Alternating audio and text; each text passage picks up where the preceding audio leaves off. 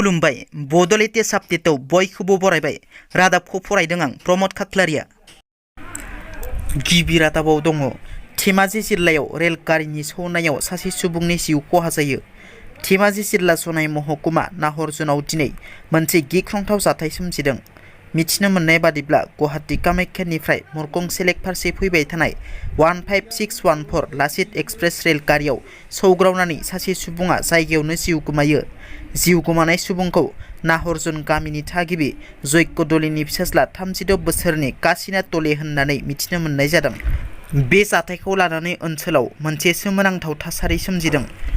मख'नो गोनांदि थांनाय बेसेबा गोबावनिफ्राय काशिनाथ दलेया जावलिया बायदि जानानै गिदिंथिंग्रा जाबाय दंमोन होननानै मिथिनो मोननाय जादों।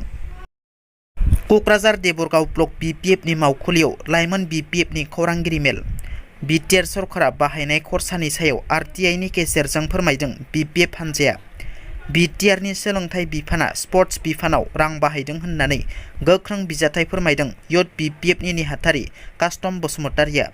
सोलोंथाइ बिफाननिफ्राय 19,76,99,554 रांखौ स्पर्ट्स बिफानाव बाहायनायनि गोख्रों अजद खालामदों BPF हानजाया। दिनै NDPनि मुंख्लं सान। दिनै बारग' NDPनि 35थि मुंख्लं सान।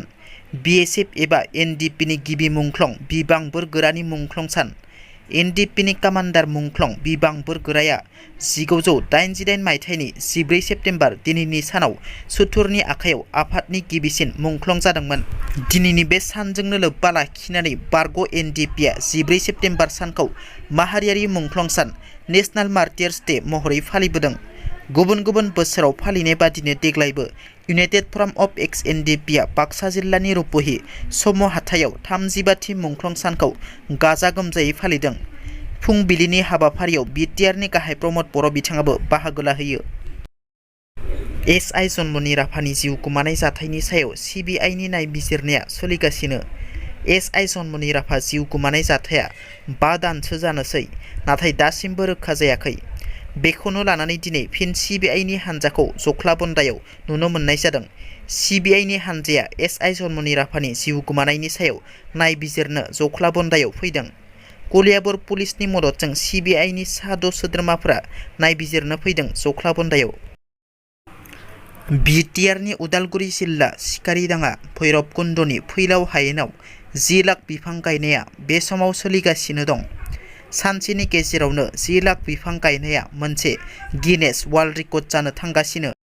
दिनैनि रादाबा एसेनोसै। नोंथांमोना जुदि आंनि रादाबखौ खोनासंनानै मोजां मोनदोंब्ला अन्नानै लाइक, शेयार आरो साबस्क्राइब खालामनो दाबाव। गोजोन्थों।